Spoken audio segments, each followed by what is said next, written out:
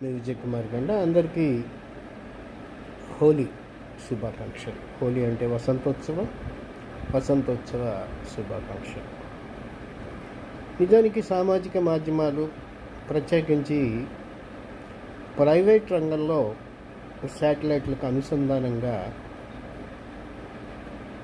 టీవీలు అందుబాటులోకి వచ్చిన తర్వాత మనకి హోలీ గురించి విస్తృతమైనటువంటి ప్రచారం జరిగింది. అంతకుముందు మన బంజారా సోదరీమణులు హోలీ అనగానే ఎక్కడ పడితే అక్కడ ఆపేసి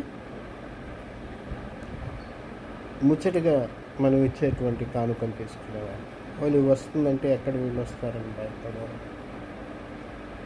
హోలీ అనగానే ఇది రంగుల పండుగ అంటారు, రకరకాల భాష్యాలు చెప్తారు.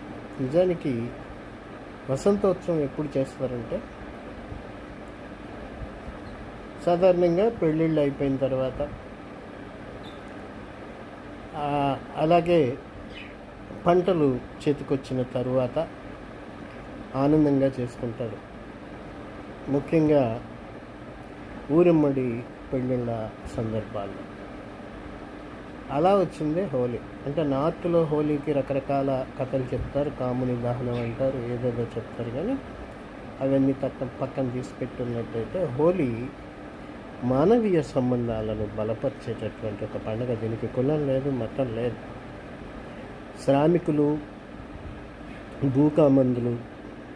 భూకామందులు అంటే ఇక్కడ నేను పెత్తందారులు అంటలేదు, రైతులు, పెదకాపు అంటే ఒక కులానికి చెందినటువంటి వాడు పెద్ద రైతు. వీళ్ళందరి మధ్య, అక్కడ ఉండేటువంటి శ్రామికుల మధ్య ఉండేటటువంటి అనుబంధానికి ప్రతీకగా హోలీ పండుగని జరుపుకుంటాం. నార్త్లో మన్మథోత్సవం జరుపుకొని సంతోషపడతారు.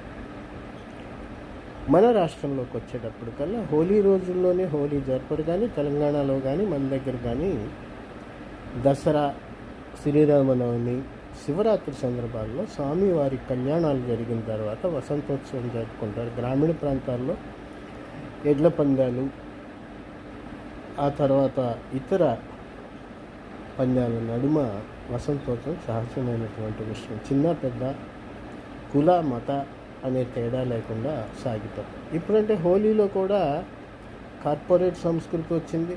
ఫలానా కులం వాళ్ళే ఈ హోలీ ఉత్సవంలో పాల్గొవాలి, ఫలానా మతం వాళ్ళే ఈ హోలీ ఉత్సవాల్లో పాల్గొవాలనేటువంటి నిబంధనలు వచ్చినాయి. కానీ హోలీ అందరి పండుగ, అందరం సంతోషం